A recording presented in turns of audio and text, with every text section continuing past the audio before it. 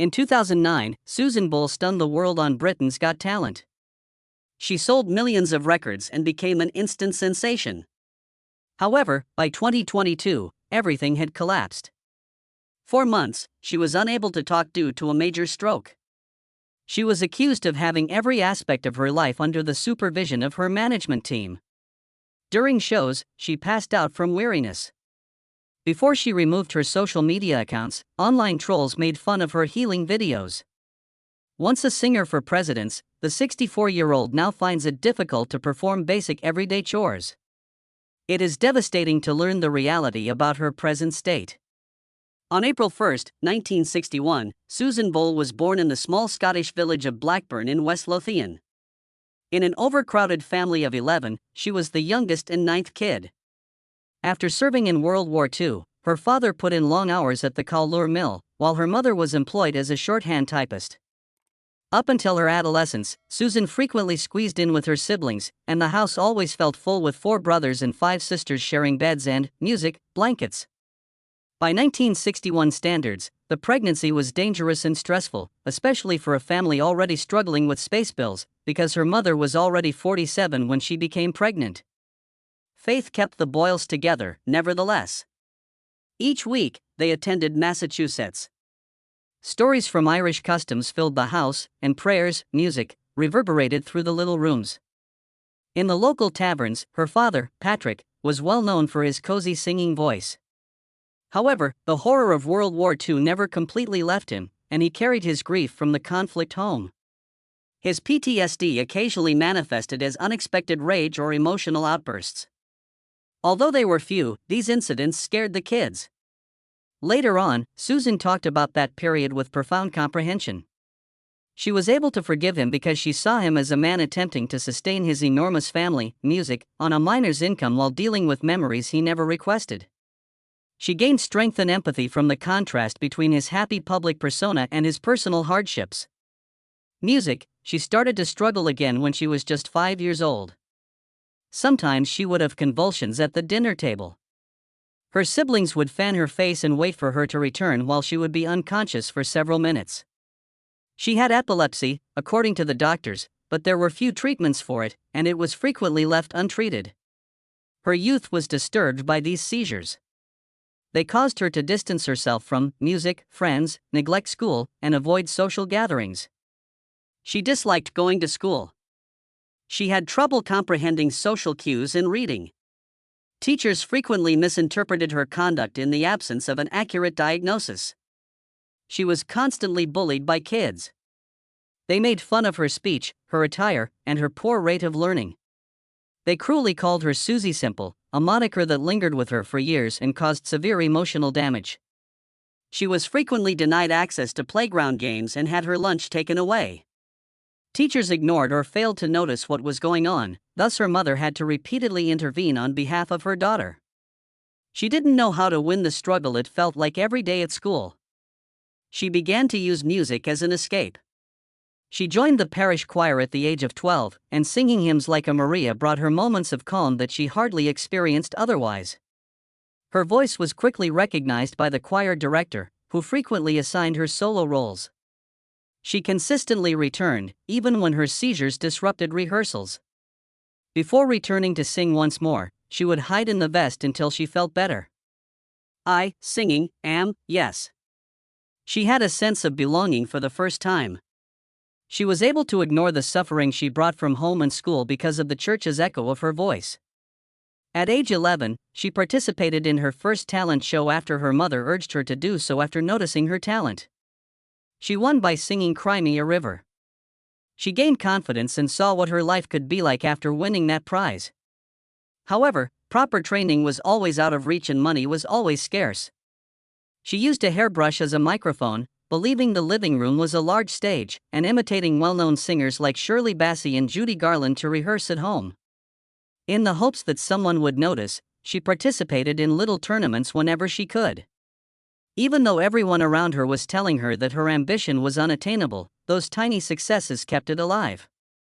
Living with undiagnosed autism makes life difficult on a daily basis. Congested passageways in noisy classes caused music sensory overload. Her loneliness was exacerbated by teachers frequently placing her alone herself in awkward spots. Early on, she was taught to keep quiet, shun music gatherings, and shrink herself to avoid attention. Even as she grew older and had to stand in front of millions of people due to her fame, she continued that tendency. She was challenged by the lights, the people, and the cacophony. But with the help of others who could relate to her, she was able to control her anxieties. She had very few credentials when she quit school at the age of 16. She signed up for government-run training programs designed to teach young people fundamental skills. However, the bullying followed her there as well. Eventually, she stopped going. She did various jobs, such as working as a kitchen assistant at West Lothian College, to make ends meet. She would sing during breaks for her co-workers, who were usually taken aback by the strength of her voice. Even if her confidence was lacking, she cherished those fleeting moments of appreciation because they showed her that her talent was genuine. Her mother's declining health at the age of 18 caused her life to change once more. Susan put her own aspirations aside without hesitation and became her full-time caregiver. Music, she volunteered at the church and worked long days taking care of her mother. She sang "I Don't Know How to Love Him" at a church fundraiser in 1979. The congregation's applause felt different this time. It was the first time she had encountered acknowledgement outside of her family. At a time when she was spending the most of her life taking care of others, these church performances preserved her love of music. She started taking singing lessons with vocal coach Fred Music O'Neill about the same time. She was able to control her breathing and the pauses brought on by her epilepsy thanks to his teaching. She enrolled in the Edinburgh Acting School in 1980 in order to develop her stage confidence and get over her shyness. Even though it was difficult to walk through the door due to anxiousness, she forced herself. She was able to develop and establish the foundation for her future profession thanks to those classes. She plucked up the bravery to try out for the BBC Talent Search Open Door in 1986 at the age of 25. Despite her weeks of practice, she was turned down by the judges. She was told she was too simple, which was a painful remark that plagued her for years. After that, she stayed out of the public eye for over a year, concentrating solely on her mother and staying away from anything that brought up that traumatic experience. As her voice became louder, her self-assurance dissolved. It would be a very long time before she tried again. Despite having a quiet fire inside, Susan Boyle's life felt modest on the outside during the 1990s. She worked long hours in Blackburn, Scotland, as a waitress, music, and checkout clerk.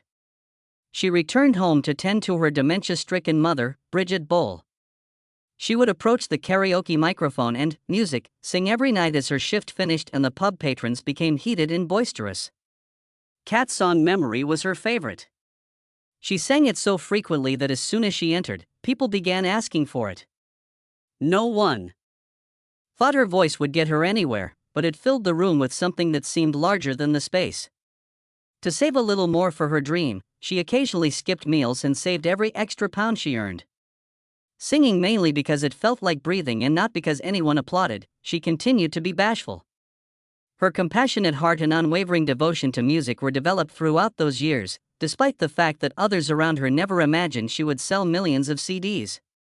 She made her debut on national television in 1995 at the age of 34. Michael Barrymore presented a talent program called My Kind of People, where she tried out. Jesus Christ Superstar's song "I Don't Know How to Love Him" was her choice. For someone who had never strayed from her small-town routine, it was a bold decision. The strain destroyed her confidence, even though she advanced to the music regional finals after surviving the early rounds. The highest note in her voice cracked music during the live performance. The judges cut her right away. She was ashamed. After returning home, she vowed never to watch TV again. Like a wound she couldn't touch, she shunned the recollection for months. For years, she was plagued by that failure, which made her believe she wasn't cut out for performing on large stages. Her second attempt was at the Edinburgh Festival Fringe in 1997, but this time it was not on television. She performed as a background vocalist in a local community production of Les Miserables. She sung with all of her heart despite the small role and the meager £50 in tips per night. Some audience members, however, made fun of her attire and unassuming appearance.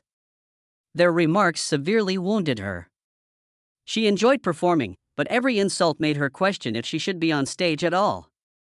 She persisted in her pursuit of a record deal. But uncertainty and hope were mixed together every night. She was subjected to cruelty during those fringe years that she would never forget, but she also learned the beauty of performance.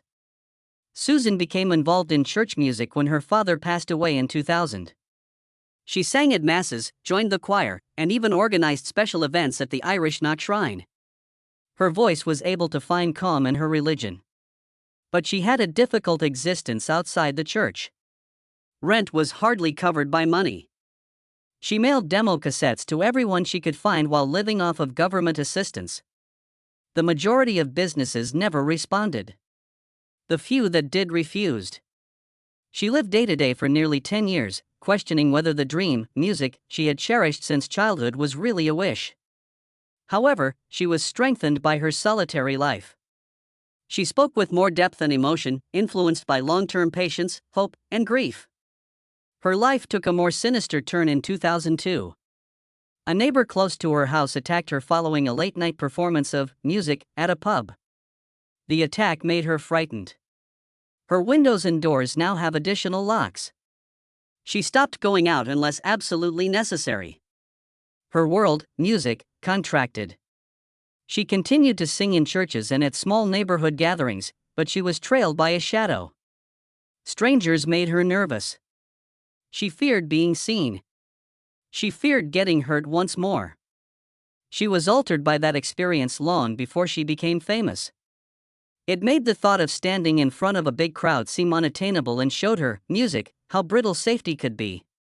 Then April 14, 2009, arrived. At 47, Susan Boyle, dressed simply and with the reserved demeanor she had endured for decades, took the stage at Britain's Got Talent.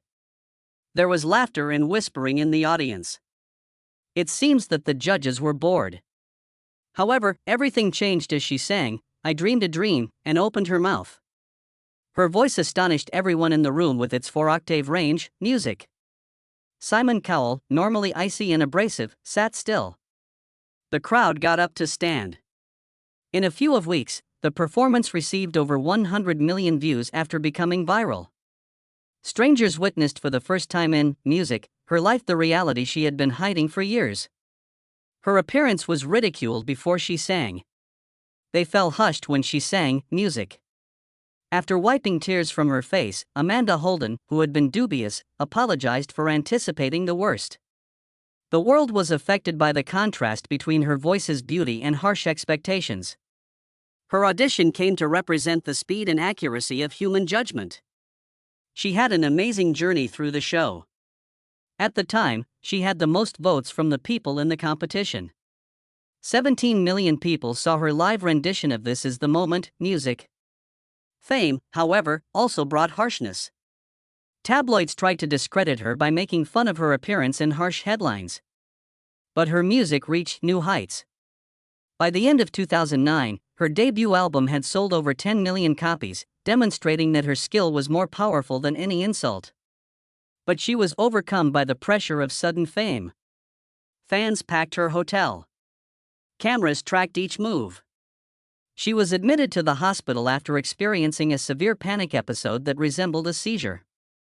After diagnosing tiredness, doctors later linked her anxiousness to an unidentified type of autism that had influenced her music throughout her entire childhood. At last, the world realized that sudden stardom can break even the most resilient soul. Her first album, I Dreamed a Dream, was released on November 23, 2009. It sold 700,000 copies in the first week in the US alone. By 2010, it had achieved number 1 in 26 countries and triple platinum status in the United States. The Billboard Hot 100 saw Wild Horses rise to number 14. One of music, the world's best-selling new musicians was Susan Boyle, the lady who had been ridiculed for years. The record was difficult to create. She collaborated with producer Steve Lipson in Los Angeles, working 12-hour days. She was pushed by executives to update classics and adopt a pop sound. She said no. She struggled to maintain the integrity and emotion of her music. She wasn't going to allow her voice, which had carried her through decades of uncertainty, to be transformed into a false one. Her perseverance molded the album and safeguarded the core of her music. Her unexpected wealth brought with it new obligations. She gave a large portion of her first year's earnings of around £5 million to Blackburn charities, but celebrity also came with problems. The song I Dreamed a Dream was the subject of a lawsuit due to a copyright issue. It reminded her that success may be messy and terrible, but it was eventually resolved. She gave a performance in the US in 2010 and even sung Amazing Grace for President Obama at the White House. However, during rehearsal, the pressure and lengthy journey caused an epileptic episode. Reminding everyone that beneath the strong voice was a person still dealing with anxiety, health issues, and fatigue, she canceled certain activities and took a break. As her debut record came to a close, she encountered yet another moment that revealed the weird world she had entered. For a photo session, a stylist insisted that she wear high heels. She hurt her knee after slipping. According to her later statement, the fall felt like an attempt by the industry to change who she was. The moment demonstrated how the world frequently overlooked her actual strength, and her fans adored her for being genuine. With an album that no one anticipated, Susan Boyle entered the realm of record-breaking music in November 2010. The gift simultaneously reached the top of the US and UK charts and sold over 1.5 million copies in the US alone. In a single year, just 2 acts, music, had ever accomplished that. And soon after her previous album, I Dreamed a Dream, rocked the world that same year, she became the first woman to pull it off. Holiday sales increased even more because to her eerie voice on Oh Holy Night. In December 2010, the single alone achieved 500,000 downloads. It was all the result of a woman who lived in a little Scottish village and was invisible for almost her whole life. She left a photo shoot when others advised her to lose weight since the pressure was too great. She was called an obstinate diva in headlines that followed the incident. She solely cared about singing, despite being kind, introverted, and unconcerned with recognition. She shocked everyone once more in August 2011 when Someone to Watch Over Me, her third album, became the UK's #1 album. She became the first solo female musician to have 3 #1 UK albums in less than 2 years as a result. Her duet on I Know Him So with Geraldine McQueen considered one of the album's best tracks. Music, after a difficult rehearsal, they recorded it in a single poignant take. The song peaked at number 7 on the charts, and the album demonstrated that her reserved demeanor and few appearances in the media never held her back. People who initially saw her on Britain's Got Potential in 2009 continued to support her, and the triumph served as a comforting reminder that untapped potential can develop even in the absence of continuous attention. She was prepared to honor Broadway classics with her CD standing ovation by 2012, when she was ready to perform the music she loved. One of its most memorable songs was during her Bring Him Home live performance at the O2 Arena, where 20,000 spectators listened to the song in total quiet, until they burst out cheering. Moments after leaving the stage, she passed out backstage from dehydration due to their intense love. Everything she experienced in that room was captured on tape, so it remained. More than 500,000 copies of the album were sold worldwide, and it was the beginning of her transition from straightforward pop tunes to theatrical masterpieces that complemented her voice's depth. Her ascent continued with her Globe Tour from 2014 to 2016, which saw her perform in over 100 events across 30 countries. More than £10 million worth of tickets were sold throughout the trip, packing arenas in Sydney, New York, and London. She dedicated You Will See, one of her greatest nights, to the individuals who had harassed her as a child during her 2015 Royal Variety performance. She reclaimed a painful part of her past while standing on that stage in front of millions of people. She was able to establish herself on her own terms thanks to the tour, which also served as a reminder to the public that she remained resilient years after her initial success. While dealing with one of the most difficult anniversaries of her life, she recorded A Wonderful World in 2016. It coincided with the anniversary of her mother Bridget's death in 2007, and she sobbed multiple times in the studio. She occasionally sang while tears were still streaming down her cheeks, and the record turned into a subdued homage to the woman who encouraged her aspirations before anyone knew who she was. The album peaked at number 14 in the UK thanks to her song Pennies from Heaven, and listeners were moved by the unadulterated emotion in each song. The record became one of her most intimate creations, and the pain inspired music critics to appreciate the depth of her music. With her album 10 in 2019, she celebrated 10 years of international popularity. It featured 4 brand new tracks, including her mellow, surreal rendition of When You Wish Upon a Star. She talked candidly about how she nearly gave up after straining her voice cords in 2018 while on tour in the UK. She was afraid she may permanently lose her voice and was unable to sing for months. However, she heroically and steadily made a comeback with the support of her team and the fans who would not let her to go. Her candor throughout that tour strengthened music, the bond between her and her fans. She also made it to the screen because of her celebrity. She had appearances in Zoolander 2 in 2016 and performed in The Christmas Candle in 2013. Although these experiences broadened her perspective, a tabloid in 2018 painted a more somber image. It stated that she had little influence over her personal schedule or day-to-day activities and that her supervisors were isolating her music. Discussions concerning the strain late bloomers in fame face were triggered by the accounts. Although she never talked much about it, people close to her recalled a regimen that frequently left her feeling overwhelmed and fatigued. Music. She passed out from tiredness during an Australian concert later in 2019. As she healed, she cancelled 3 music gigs that were scheduled. In the end, she filed a lawsuit, accusing her management of overworking her while neglecting her health issues. The lawsuit made many people aware of the difficult circumstances that performers face, particularly when their bodies are unable to keep up with the demands of their careers. Because of her courage in defending herself, the business is now paying more attention to how artists are handled. When she had a serious stroke at her Blackburn, Scotland, home in April 2022, a new chapter of her life began. 4 months after the stroke, she was unable to sing or speak, and one side of her body became weaker. Her voice would never fully recover, according to doctors. For over 6 years, her world was silence as she underwent physical reconstruction, therapy, speech sessions, and music. She kept everything private, and the fact that no one talked about her illness made her ultimate comeback all the more potent. She returned to the Britain's Got Music talent stage in June 2023, performing I Dreamed a Dream alongside the Les Miserables cast. The audience got to their feet. Simon Cowell said she was brave. She had been battling depression behind the scenes while recovering, and she turned to cat videos to help her keep composed and feel better. She continued to utilize infrequent speech slurs and slight tremors, music, but she would not quit. She proved she still had the heart to continue that night. When she disclosed her Asperger's syndrome diagnosis in 2024, her bravery inspired her to pursue a new goal.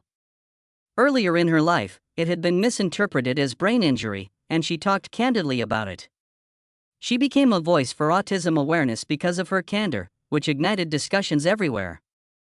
Her song Homecoming became an anthem of self-acceptance after receiving over 5 million streams in its first month. She collaborated with autistic organizations, joined campaigns, and used her position to make others feel heard. She made her first trip back to the recording studio since 2019 in May 2025. At the Pride of Britain Awards, she unveiled a new blonde appearance and posted pictures and videos of herself in her happy spot. As she sung despite slight tremors, music, from her previous stroke, fans rejoiced in her recovery. She praised Gerald Dean, her manager, for helping her regain her life and confidence, calling him "Rock." A new era in her lengthy career was promised by her 2026 music set. During this time, she also experienced internet abuse. Trolls made fun of her appearance and rehabilitation videos. She deleted her Instagram account because of the agony. Rather than going into permanent concealment, she made a comeback in 2025 and shared uncut videos of her speech and mobility rehabilitation sessions. These candid moments spread online and fostered a community of support. Her courage silenced detractors and demonstrated that strength can come from weakness. She made $22 million, or nearly $29.5 million, by May 2025 from her 8 albums and years of touring. I Dreamed a Dream, her debut album, sold over 10 million copies worldwide and was the best-selling record of 2009. But she continued to reside in her little Blackburn house. She carried recyclable bags, did her own grocery shopping, and never put music in her old car. She became charming because of her modest way of living. People adored that she never let success affect her heart. She disclosed very intimate facts in her 2010 book, The Woman I Was Born to Be. She wrote candidly about her dread of loneliness and being a virgin till the age of 47. Hundreds of thousands of copies of the book were sold, and it provided fans with a clear glimpse into her pre-fame fears. She talked about a brief romance with a doctor from her tour in 2014 and 2025. It was the first committed relationship she had. It aided in her development, but it also made her realize how difficult intimacy can be for autistic people. She discovered solace in her own company and came to feel secure in her independence. She had even more of an impact. She is the oldest newcomer to top the UK charts and holds Guinness records for having the fastest-selling debut album by a female artist. She performed in important charity events in the UK, such as Comic Relief, Children in Need, and Sport Relief, and raised over £1 million for autism research. Singing in front of 65,000 music people at the 2010 Papal Mass in Glasgow was one of her proudest memories. Thousands heard her narrative and found hope in it as her voice reverberated through the wide air. She frequently said that the music stage had become her happy place, particularly following the death of her sister in 2017. Fans showed her the same adoration they had exhibited since her first audition in 2009 when she returned in 2025 sporting her new blonde appearance. She prioritized her legacy and used her happiness to inspire others. Following events, she shared "song" to convey how much she valued performing and how much she valued her fans. Many were shocked to learn that she had declined marriage proposals from fans valued at much to £10 million. Intense connections were difficult for her because of her autism, she claimed. Additionally, she, music, revealed that a memoir about her small stroke in 2022, her protracted recuperation, and her emotional return to music will be released in 2026. The book was supposed to be open, painful, hopeful, and full of the fortitude she possessed during each musical chapter of her life.